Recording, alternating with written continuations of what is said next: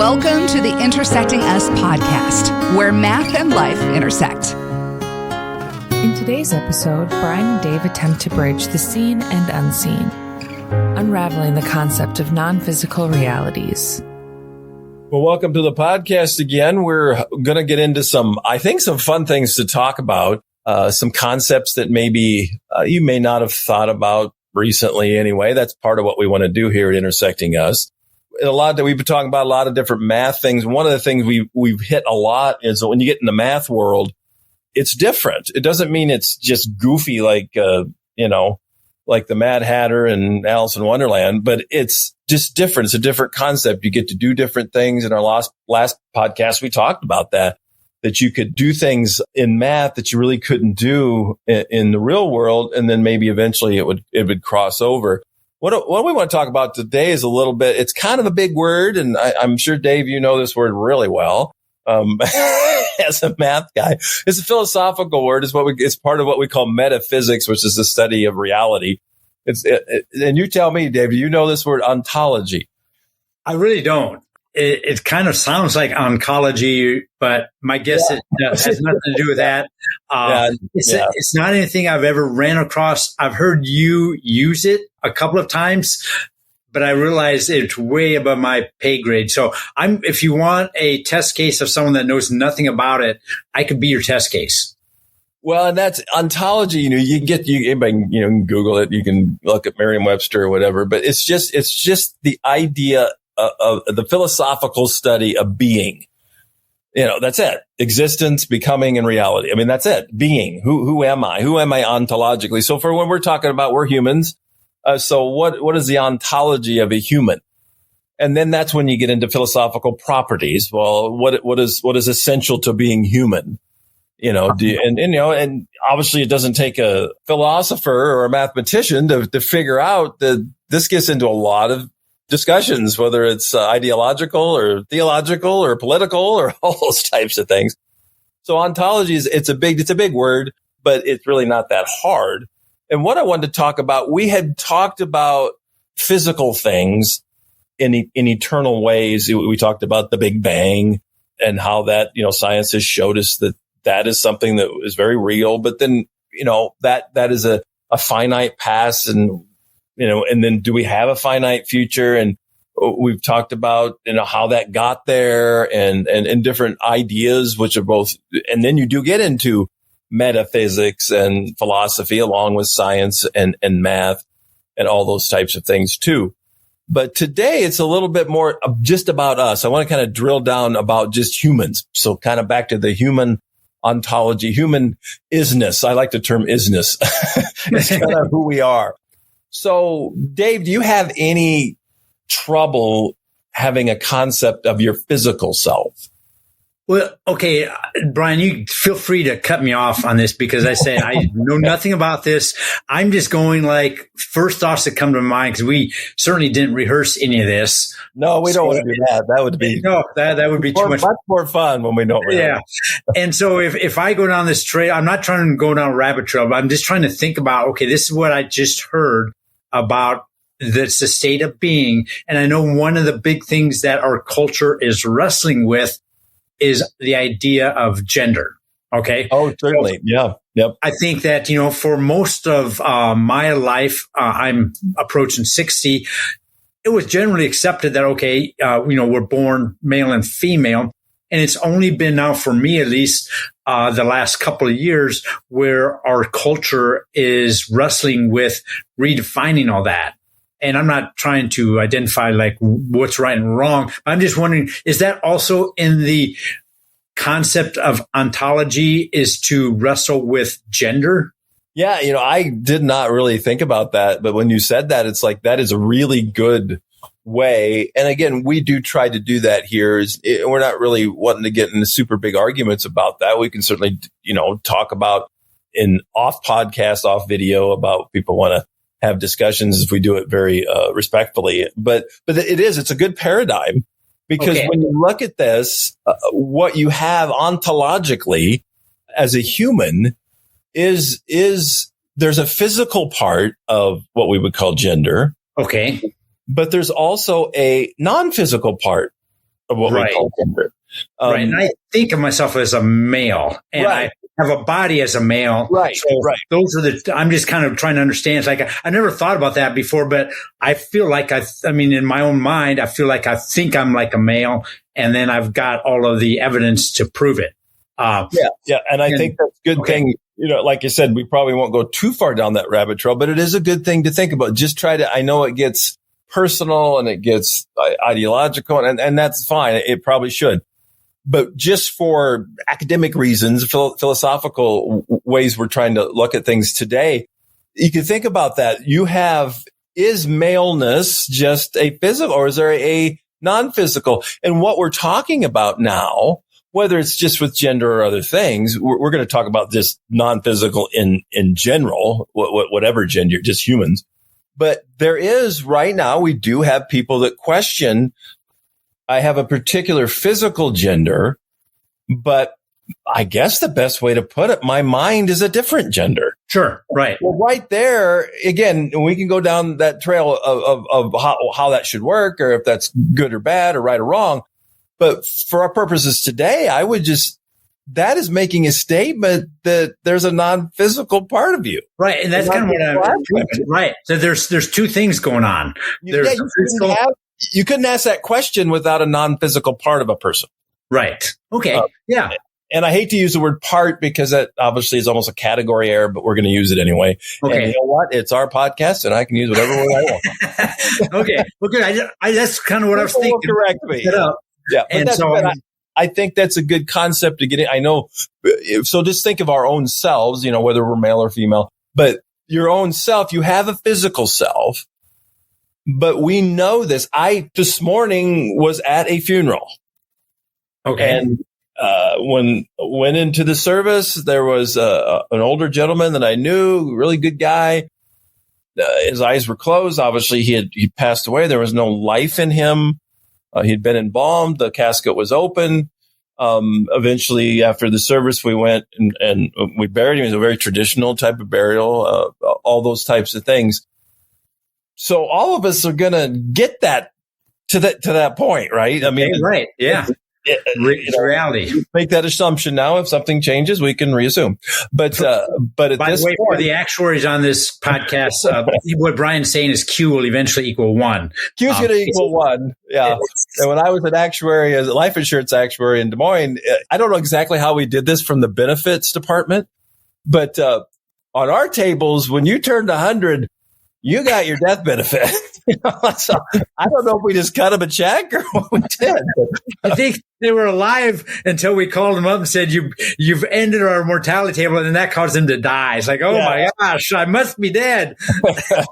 And the younger actuaries, I don't know, and you may know because you're in it more than I am now, but I don't know if the mortality tables have gone past 100 now. I mean, I think that 120 is what I've seen most common. What we're seeing now. So even then, 120, eventually we die. And, again, that physical body that this guy had, if you can rewind time back to, I don't know, 4,000 years ago or something, somebody died then, and there may have been different burial practices and all, but I don't know exactly what the rate of decay is and all that, but my guess is that body's gone for that person that died 4,000 years ago, or maybe even less, or even maybe something, this is a little more morbid, I guess, to think about, but most of the people who are on the podcast, my parents, when I was growing up, there was one event that they always could tell you where they were when it happened. And that was when JFK got shot. Yes. It's funny. I was going to say that one event too. Yep. Now, if you could think about somebody born probably from like mid 90s on, and then maybe between like the 85 and 2000, what event do you think they'll remember where they were? Well, I would say the 9/11. Yeah, the 9/11. Whatever, it's somewhere under, Math Geeks would have is it like 2,935 or something? Don't want to leave anybody out there, but approximately 3,000 people. A lot of those people just disintegrated physically. I mean, I'm not saying their atoms went away, but they're gone. There was no funeral to have. The physical part was gone. And a lot of people, and that's, you obviously get into theological things here too, but just ideological, that's hard to deal with. Right. On many levels. Yeah, it was hard to deal with this morning with this older gentleman, but separation, obviously, and he's not going to talk to him, and so it's hard. But think about it, you didn't even get any closure, with that, and that's another discussion. But the idea of, I remember reading a lot of metaphysical things, and back to the ontology of things. That's the question. Can you imagine? And I think why I brought all that up is sometimes necessity is the mother of invention. We talked about in our last podcast a little bit about how when you can't do something, you invent something. That's right. Yeah, math is notorious for that very thing.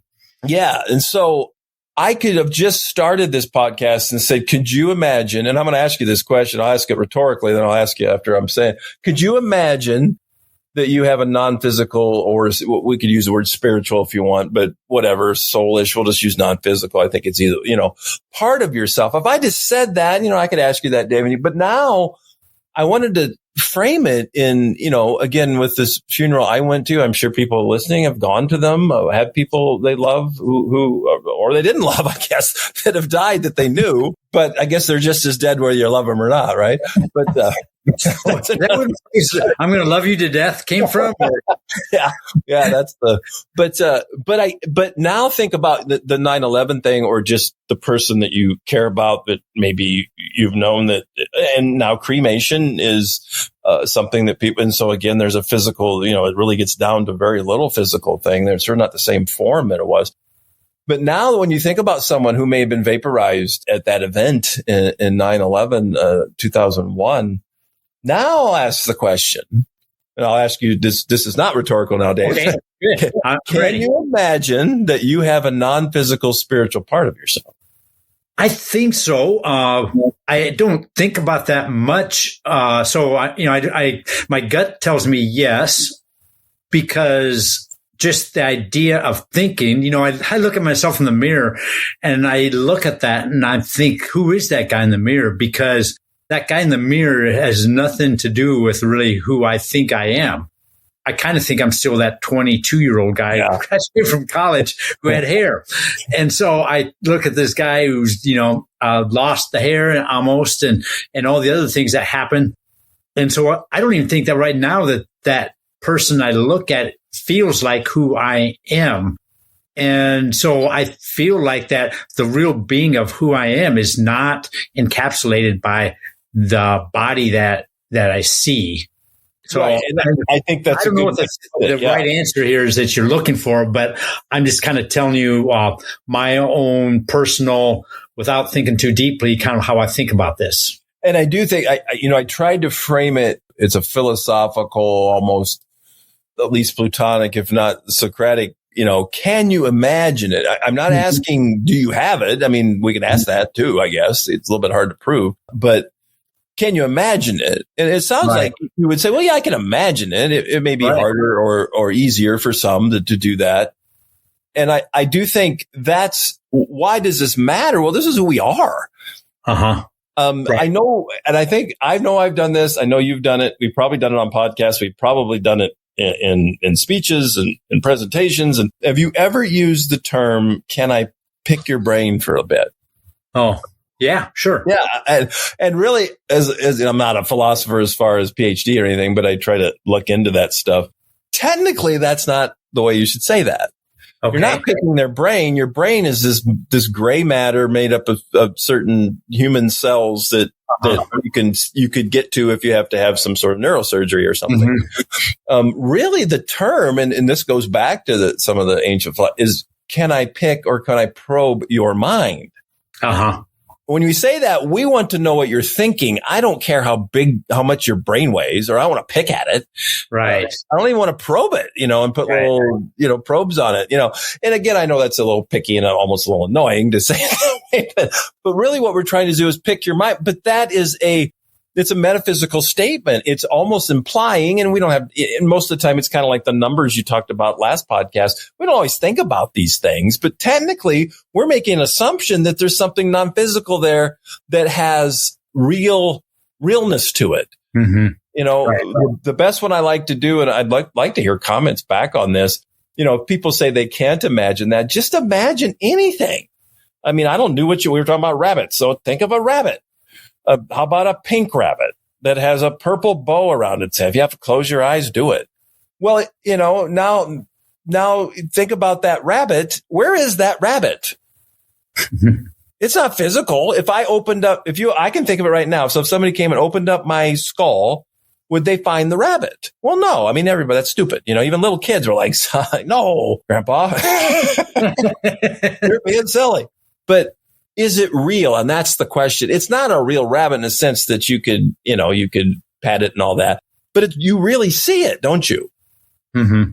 You have a thought. Think of a loved one in your life that has passed away. Mm-hmm. Put them in your mind. Are they back? Well, no. But did you really see them? Now we're crossing over into, again, what is real? Right. And where this starts to matter in our eternity series is we know with empirical evidence and even more importantly, actuarial tables that eventually our physical mortal self dies. Okay. We either die by three ways, I guess, and two of them are similar, but, accident, illness, or old age, which old age is probably sickness. But that's it. And that's it. Like you said, it gets to one. That's it. There is no more. But the question we've been talking about eternity of the universe. What about us? Uh-huh. Is it not, and this is your next question, not rhetorical. Is it easier to think about yourself existing in eternity when you can conceptualize a non-physical part, or harder? I think if I could conceptualize a non-physical part, it's much easier. It is. Yeah. And I have never thought about this. This is just a quick comment I'll make. Again, none of this we've talked about, but I don't think the way you're thinking, in that I don't ask these questions. And I think they're fantastic questions. And I'm glad you're asking them, because I'm going to spend some time thinking about it. But as a math person, I'm imagining stuff all the time. In fact, that's pretty much my whole day, is imagining things. And I never really thought about that. So when you started talking about imagining things, well, I've been imagining things all day. And so this is almost like my natural state of being is in that imagination world. And maybe that's for non-math people. They don't do that. I don't know. I guess I've never asked someone, but I'm kind of curious if the non-math people spend much time imagining things, or they're constantly focusing on the things that they see and touch. And I do think there could be other, people who do it too, but I do think the math mind and scientific mind, because, most science has math at its core, and certainly physics. I do think it is easier to imagine these things. We've been talking about that through our video series and our podcast with eternity and infinity. And I think an earlier podcast, infinity has more of a math idea to it with, limits and calculus and all that. And then eternity, more of a philosophical idea. But it is a lot easier if you can conceive of infinity. I think it makes logical sense. It's probably a bit easier to conceive of eternity. Right. We can do that better. And I do think this is where what we're trying to do, obviously, is look at math, think of math in a way that's fun, certainly, and joyful, but also just meaningful. Uh-huh. And then also, and how does that transfer to life? And I think it's always good, to use personal stories or personal thoughts. I see, but it's almost been 3 years, like 2.5, 2 3/4. I probably could do 2.63 if I did the right. My wife passed away. So right. That's pretty personal. And if you're listening, you may or may not know that if you know me. So, it's one thing for me to sit here and imagine, do people who die have non-physical selves, and I can write about that and ponder it and put my my thumb on my chin, and that's fun. I mean, it's good. It's good to know but it becomes personal really fast, right? When you start thinking about, if you go back to the the 9/11, you read those accounts of people who had a loved one in there or somebody they knew. And it's the human equation that starts coming. And all I'm kind of we're trying to do here is just, is there possibilities? And for me, I mean, you asked me, do I want her non-physical self to still be somewhere? And we're going to actually talk about that in a future podcast about if that could happen, and maybe get into some Star Trekians things. And that's always kind of fun. But, well, I certainly want it, but there's a lot of things I want that I don't get. Right. So, but at this point, it's just, is it possible? I think that, and it's very hard to. I would assume if I'd asked somebody who was there today, a daughter or son of the guy who died, I don't think that's probably the right time. But do talking about the fact that, is it possible? It's all we're asking now. And I think we have some real world, kind of back, very, very similar to our last podcast when we were looking at math, some real world examples. And I just gave you one. And maybe there's a defeater for that. And if you have it, I'd like to hear it. I mean, I'm not saying there's not, but when you can think of something, whether it's a loved one or a rabbit or, whatever in your mind, which is not physical, at least we're going to define it that way, and know that that's something you really saw, well, the possibility is at least there, and then the big thing, and you just answered that question, it's easier to start thinking about eternity.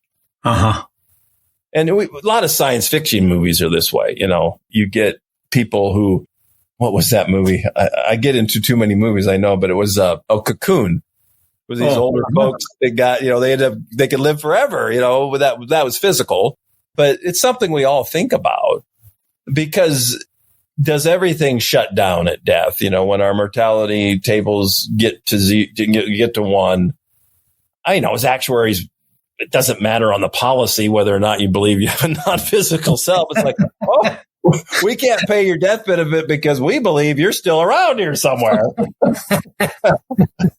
I don't know if that would hold up in court, But I think you see how quickly this gets into what really matters. Right. I went to a Hawkeye football game last year. And one of the, if you're an Iowa Hawkeye fan, God bless you. If you're not, God bless you. Because I'm wondering where this story is going. I'm hoping it's got a happy ending. My son and I went to the game, and I don't know if you know this, if you've seen it at the end of the first quarter.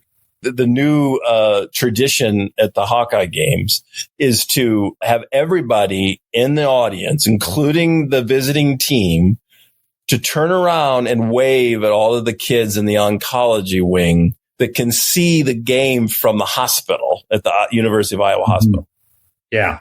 And I've seen it on ESPN and ABC, and everybody says, and it kind of makes you right now, you kind of just have the little hairs on your, something non-physical has happened to my physical body. But you get this emotion. These kids are just, with no hair and they're smiling. And I remember seeing one of the running backs from Michigan, tear coming down his eye. Right. And they showed it, and he was fine with it. It's just, well, what does that mean? It's like, well, the idea that these kids a lot of these kids aren't going to probably make it to the next season. Well, yeah, we can sit here and intersecting us and talk, well, I wonder if they have a non-physical. Well, it's a little different when it's your kid, isn't it? Right. Yeah. And that's, again, we can get into that in other discussions in other ways, but all I'm asking is just kind of the metaphysical question. Is it possible? Now, you would have to prove, and I think we hit this way back and maybe our first podcast, and I'll ask you this, Dave, there be a way to prove that we're only physical? Could we make a proof scientifically, or which would have to use some math, but that seems like that would be much easier to disprove than to prove that, because what you say, anytime you say we are only, then you only need one exception to disprove that. But in order to prove it, not only do we have to say there aren't any, but we also have to say there can never be one, that it is not like that there's a contradiction to that statement. Right. And right. so that's what would have to be done. And maybe some people have tried to do that, but just from pure math perspective, most of the times it's much more difficult to prove something cannot happen than to prove it universal can. Negative. Yeah. To try to prove the universal negative. Well, that's true in scientific method too. It's very hard to do, especially if you don't have a closed system, which is, the whole universe is fairly open. So I think then that's kind of what we're looking at here. So this is kind of a philosophical way of looking at it, and we'll kind of end up here pretty soon. But kind of my last question to kind of look at, we try to keep these podcasts at a certain time period, but this is one of those things I could probably talk about for 3 or 4 hours and just scratch the surface, because it is about who we are and what we experience. But I guess I'm going to make this statement, which is kind of a universal positive, which is almost as hard to prove. So it's just a statement, and it's obviously experiential. I have never met anyone that couldn't imagine that they had a non-physical self yet. Now, let me ask you, Brian, do you live your whole life like in a cave and don't ever go around and meet people? So the reason why that's true is because you never met someone other than, I guess, N equals at least 30. I know that. N equals at least 30. So no, I probably ask at least 500 people this question. Okay. Well, if anyone knows Brian, he's an extrovert, former actuary, which is kind of rare. And I have no doubt he's talked to many people on this. So I couldn't resist. Probably asked over 1,000 people and only annoyed like 900. I think that ratio was in there somewhere. But so if that's true, and again, obviously you may meet somebody, but because it's possible. That's the thing. That's all we're asking. Is it possible? Of course, certainly it's possible. You can't prove it's not. It's a logic question, because you can't see it. It's not physical. And so there's some assumptions there, but so it seems that we have this ability as a human being within ourselves to at least imagine this. And we imply it by thinking things and picking each other's minds. And even kind of back to the thing we started with, just assuming that there is more to us than just being human, that there's a physical part of our humanness or maleness or femaleness, and a non-physical part of our humanness or maleness or femaleness. And that's really not under debate. Really, the debate that you kind of started off with your analogy is whether they're lined up, not whether they exist. Right. That's the thing. And what if they're not lined up? What do I do? That's the question. So the big question, and here's the question. It's one word, and it's the one we ask in a lot of ways. If we do have this ability, why? And that's obviously a deep question to ask. Why do we have this within ourselves? And again, back to possibilities. I think what I want to kind of end with is the positive part of the question I ask you. I think it's much easier to imagine yourself existing eternally than it is when you believe that you have a non-physical part than it is if you don't. It's just easier because we have empirical evidence that people die physically. Right. We don't know what the non-physical part happens, and there's books that talk about people seeing themselves that are their physical parts from some other eyes, and it's just really interesting to read those things. It is, right. We certainly say that they're just hallucinating, but where the heck is that hallucination at is another question. It's not physical, is it? And that's really all we're trying to get into. So one possible answer is that an infinite existence beyond our death is real. That's a possible answer, isn't it? Right. And that all comes from just stepping back and thinking about, back to the word we started with, ontology. Who are we? Right. How do we exist? And when you get into math, that's been eye-opening to me being part of this, intersecting us. It doesn't take that much longer to get to life. In some just very practical ways that we've talked about. And not this is impractical, but this is deep stuff. This is stuff we could talk about for a long, long time. Especially our non-physical selves, if they exist. Right? So So yeah, you answered so good. You're going to become a philosopher yet, and maybe I'll become a mathematician. Oh, no, I don't think so. I don't have the patience and for it. Probably, I don't know. I don't have the motivation for it. Maybe is the other thing.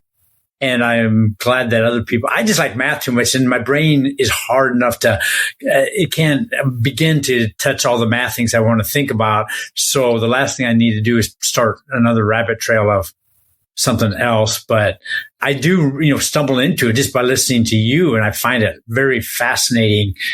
And these questions that you brought up, I now see in a new light that I'd never seen before, that I find really interesting to think about. And I think, as you said, these are really good questions, and we're not giving you the answers, but we do think they're worth pondering about. Well, and we're using just logic and common sense, hopefully, and along with math and philosophy, to just probe these and try to come to good conclusions. That's what you always want to do, right? And try to be honest about it. And hopefully, we really would like you to, hopefully, whether it's math or life, intersect with us. That's part of why we call it that. It's intersecting life and math, but it's also intersecting people. You may want to talk about some of this stuff with Dave or I, and there's ways to do that on our website and the YouTube videos, as the videos will be coming out that will talk about stuff like this. So we thank you for listening to us. We're having fun and intersecting us. We always do. Having joy of intersecting life and math together.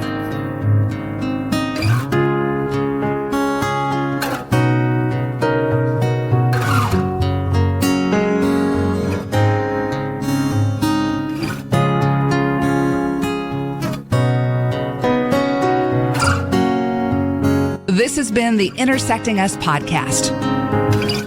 To further engage with Intersecting Us, go to intersectingus.com.